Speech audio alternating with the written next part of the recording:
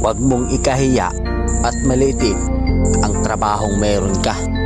Katulong, construction worker, pahinante, driver, welder, gwardya, basurero, o kahit ano pa man ang trabaho mo. Basta kumikita ka sa malinis na paraan at wala kang inaargabyadong tao, diretso lang. Hayaan mo sila dahil hindi ka mapapakait ng mga sinasabi nila. Lagi mong iisipin na kaya ka nagsusumikap para maabot mo yung pangarap mo at makuha yung mga bagay na gusto mo. Ipagmalaki mo yung trabahong meron ka, kundi dahil sa atin wala silang matibay na paniniwala.